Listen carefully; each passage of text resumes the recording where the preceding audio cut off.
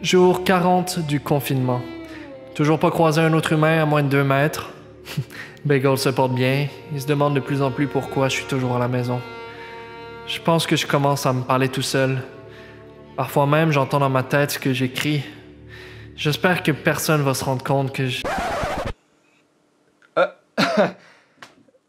salut. Ok, c'est parti.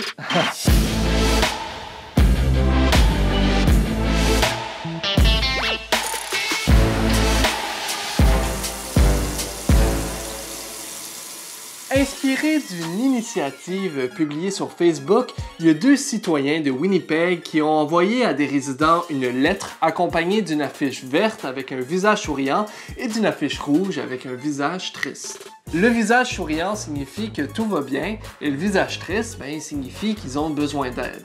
2 fois par jour, ils se promènent dans les rues puis ils vont offrir leur aide à ceux qui ont affiché un visage rouge dans leur fenêtre. Puis moi, je leur dis bravo pour votre initiative.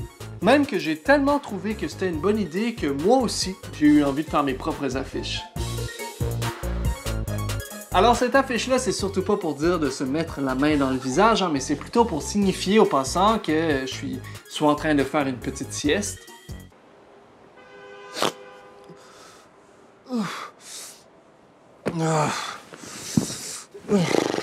ou de peindre pour me détendre.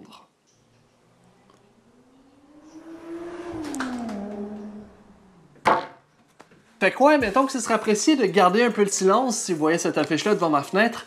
Merci! Oh, Bagel! T'es d'accord? Oui, t'es d'accord. Sinon, j'ai aussi fait cette affiche-là. En gros, ça veut dire que je suis prêt à donner un coup de main à tous ceux qui ont reçu trop de chocolat à Pâques. Vous pouvez donc, dès maintenant, venir porter vos chocolats au pied de ma porte et je vais me charger personnellement de tout manger sans gaspiller. Je pense que c'est important de s'entraider puis de rester solidaire dans ces moments difficiles. Puis si je peux aider, faire ma part, ça me fait plaisir. Au pays, c'est dans des centres où habitent des personnes âgées que la situation est le plus critique. Il y a de nombreux cas de COVID-19. Il y a des médecins, des étudiants en santé et des militaires de l'armée canadienne qui ont une formation en santé qui vont venir en aide aux employés qui sont pas assez nombreux dans ces centres.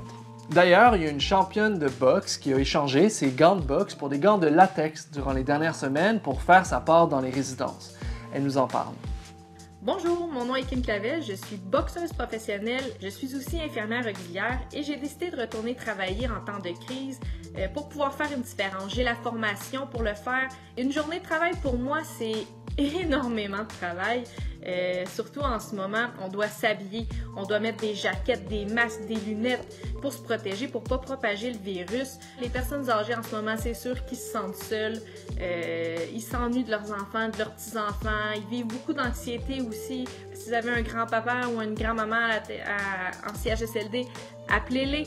Ça peut être aussi simple que ça. Sinon, il y a une autre manière de donner une dose d'amour à une personne âgée, ça s'appelle une lettre, un sourire.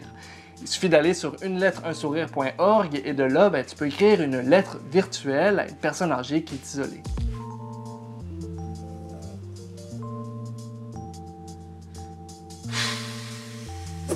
Bon, vous vous rappelez, je me suis donné comme mission de m'assurer que tout le monde va bien. Aujourd'hui, j'ai décidé de prendre des nouvelles de Massimayo. Apparemment, il y a quelques petits conseils pour nous. Honnêtement, ce confinement, c'est l'irritation de l'irritabilité. Ce que je viens de dire fait pas de sens, mais vous avez compris. Honnêtement, ce confinement-là est tellement irritant que j'ai décidé de vous faire une petite liste de choses à éviter pour rendre ça un peu moins irritant. Quand même irritant, mais pas trop. À moitié irritant. Numéro 1, essayez pas de vous couper les cheveux tout seul. Ok, oui, je sais, les barbershops sont fermés, mais essayez pas. J'ai essayé, c'est pas pour rien que je porte une tuque. Numéro 2, dérégler son cycle de sommeil. Faut pas faire ça. Toutes les études de santé le démontrent, faut pas faire ça. Je dors à 3-4 heures du matin, mon réveil sonne à 8h30, je snooze jusqu'à 9h30, je fais une sieste à 13h, non. Numéro 3, devenir des coachs de vie sur Instagram. Je sais pas pour vous, mais moi, il y a des gens du jour au lendemain sur mon Instagram sont devenus des Martin Luther King. I have a dream. Que le confinement va finir bientôt. Numéro 4, ne manquez pas l'école à la maison. Ok, moi j'ai comme 18 lectures à rattraper, donc je vais aller faire ça maintenant. Salut! Et voilà tout le monde, c'est déjà tout pour l'épisode d'aujourd'hui. On espère que vous avez apprécié, comme d'habitude. Et j'oubliais, le premier ministre du Québec, François Legault, a dit aujourd'hui « ce serait pas une bonne idée d'attendre le mois de septembre pour retourner 1 million d'enfants à l'école. Ça veut dire qu'on sait pas exactement quand les écoles vont rouvrir, mais on sait que ça va se faire graduellement. Sinon, merci encore d'avoir été là, très chère communauté de mages. N'hésitez pas à nous envoyer des messages, ça nous fait toujours plaisir de vous lire et de pouvoir interagir avec vous dans les épisodes. Et aussi, ne manquez pas le fameux live Instagram de demain, mercredi, avec nul autre que Laurent Duvernay-Tardif. Il va nous parler un peu de sa routine à la maison puis de comment il réussit à structurer ses journées. Ça va être très intéressant, donc soyez là. Bye bye!